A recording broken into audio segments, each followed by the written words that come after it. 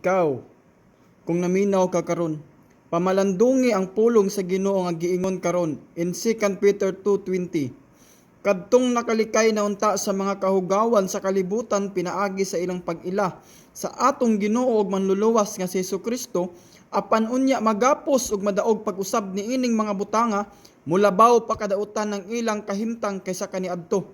Igsuon, nakalikay ka naman unta sa mga kahugawan ni ining kalibutana pinaagi sa imong pag-ila sa atong Ginoo ug manluluwas nga si Jesucristo, apan nganong nibalik pa man ka sa imong daang pagkinabuhi.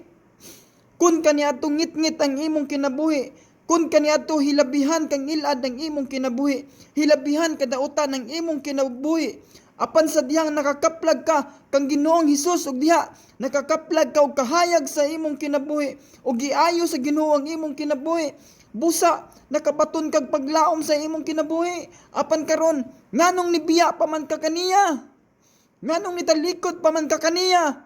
Wala ba ka kabalo nga sa imong pagbiya kaniya ang resulta niini nilabaw pa kadautan ang imong kahimtang karon kaysa kaniadto? Kung ngilad ang imong kinabuhi kaniadto nga wala pa ka mahibalo sa kamatuoran, mas labaw kang ngilad ang imong kinabuhi karon igsuon. Giingon pa din ni sa verse 21, maayo pa lang unta nga wala ka mahibalo sa mataro nga dalan kaysa mahibalo og unya mo biya sa balaan nga sugo nga gihatag kanimo. Ang nahitabo kanimo nagpamatuod sa panultihon, ang iro mukaon sa iyang sinuka ug ang baboy nga humanang ligua mulunang pag-usab. Igsuon, kung nawad-an na kang paglaom tungod kay wa nakakasabot sa imong kinabuhi karon, dili pa ulahi ang tanan. Balik sa Ginoo aron iuhon sa Ginoo pagbalik ang imong kinabuhi.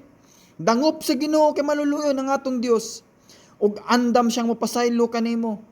Abli ang mga kamot sa Ginoo aron pagdawat pagbalik sa mga taong sama nimo nga nahilayo sa Ginoo.